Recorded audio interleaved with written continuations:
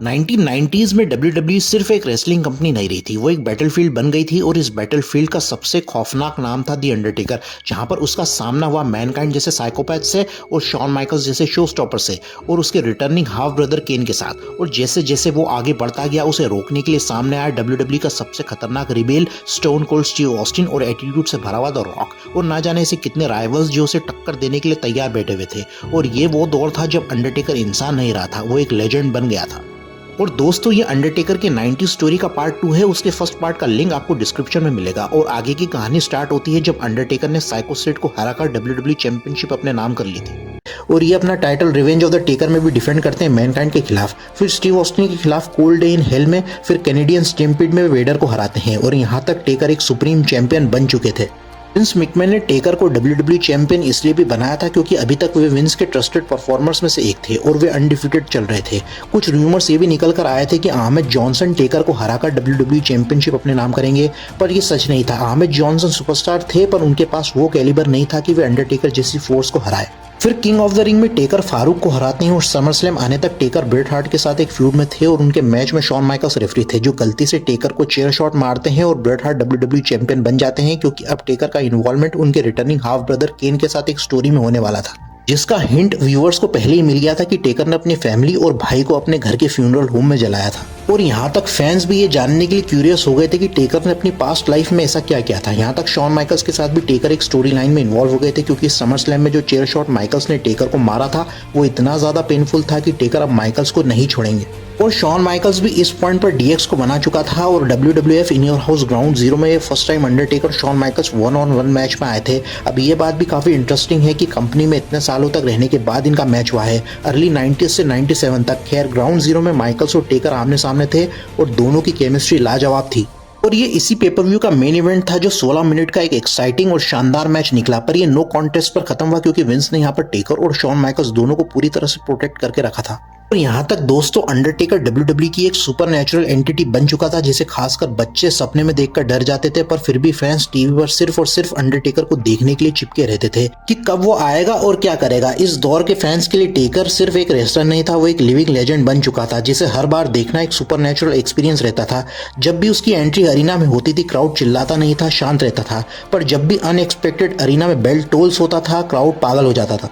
फिर ground zero के बाद टेकर और माइकल्स की राइवलरी एक नई हाइट्स पर चली गई थी और साथ में टेकर के भाई केन के आगमन का भी टेंशन क्रिएट होने लगा था। Bad blood in Your house का मैच सेट हो गया था फर्स्ट एवर हेल इन अ सेल मैच में। पर जब माइकल्स और टेकर का मैच होता है तो ये एक खूनी खेल बनकर रह गया था। टेकर ने माइकल्स की हड्डी पसली एक करके रख दी थी और जब टेकर टूबस्टोन का इशारा करते हैं और लाइट्स ऑफ हो जाती हैं और यहाँ टेकर का सबसे डार्केस्ट पास्ट उसके सामने आकर खड़ा हो जाता है। टेकर का भाई केन यहाँ आ जाता है, जो सेल का दरवाजा तोड़ देता है और टेकर के सामने खड़ा हो जाता है, जिसे टेकर भी देखकर हैरान हो जाता है और घबरा जाता है।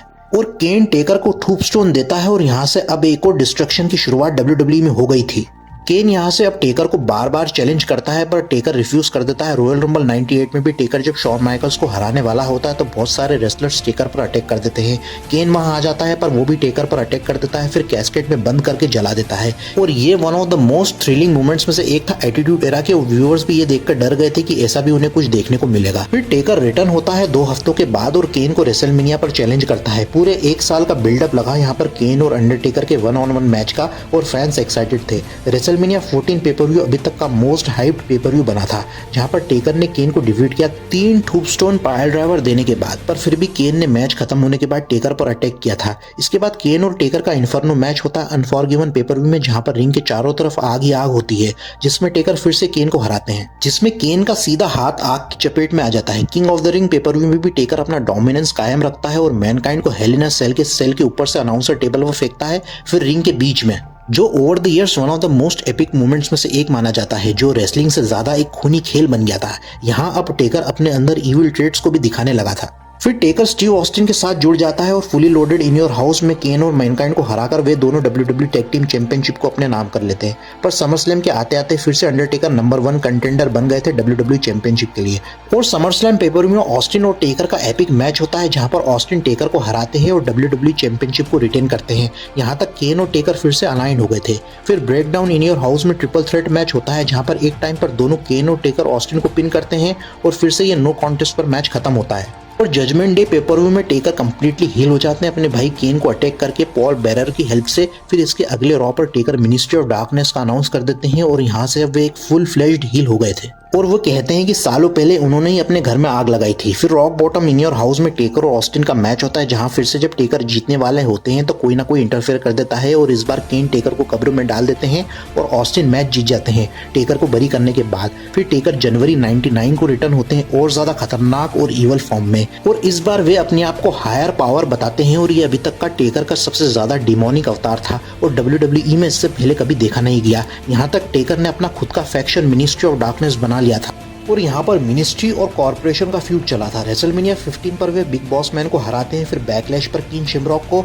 फिर ओवर द एज पेपर-व्यू में स्टीव ऑस्टिन को हराते हैं और यहाँ पर वे 3 बार WWE चैंपियन बन जाते हैं। फिर मिनिस्ट्री ऑफ डार्कनेस और कॉर्पोरेशन साथ में मर्ज हो जाते हैं और जो बनाते हैं कॉर्पोरेट मिनिस्ट्री। और ये जबरदस्ती की स्टोरी थी जहां पर विंस मैकमैन हायर पावर निकल जाते हैं और यहाँ तक टेकर अब एक सपोर्टिंग कास्ट बनकर ही दिखने लगे थे, जहां एक तरफ उनकी मिनिस्ट्री वाला एंगल स्ट्रॉन्ग था पर विंस मैकमैन की वजह से उनका पूरा प्रेजेंस वेस्ट हो गया था।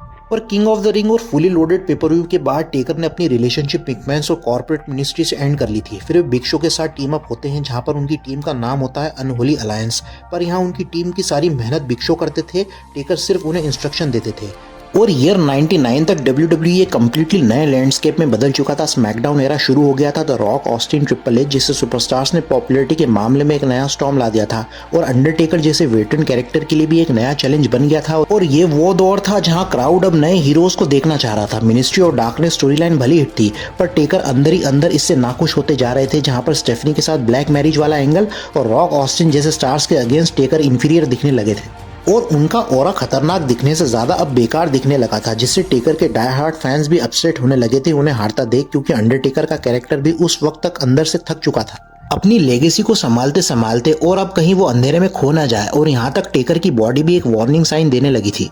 समरस्लैम के बाद टेकर ग्रोइन इंजरी के चलते WWE प्रोग्रामिंग से बाहर हो गए थे और बैकस्टेज टेकर कैजुअल वियर्स में दिखने लगे थे, जो उनकी पर्सनैलिटी के बिल्कुल उल्टा था। यहाँ टेकर फिर कुछ टाइम के लिए WWE से गायब हो गए थे।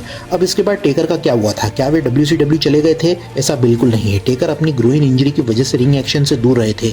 फिर 2000 में वे वापस आए जजमेंट डे 2000 में कंप्लीटली नए अवतार में, जो था अमेरिकन बैडएस। तो यहाँ एंड होता है टेकर की पूरी 90s की जर्नी का। पर अंडरटेकर अभी खत्म नहीं हुआ। अभी उसके करियर की दूसरी इनिंग्स अब शुरू होने वाली है। जब बाकी दूसरे रेसलर्स अपने 10 साल देने के बाद पीक हिट कर जाते हैं, तब टेकर अपनी लेगेसी बिल्ड कर रहा था और वो ऐसी लेगेसी थी जिसे ना टाइम हरा सका और ना हिस्ट्री इग्नोर कर सकी। इस डेकेड में WWE ने कई सुपरस्टार्स बनाए, पर अंडरटेकर की आइडेंटिटी स्पेशल थी क्योंकि वो सिर्फ एक रेसलर नहीं था बल्कि एक मिथ बन चुका था, जो हर जनरेशन को रिमाइंड कराता रहेगा कि डार्कनेस भी कभी कभी हीरोइक होती है।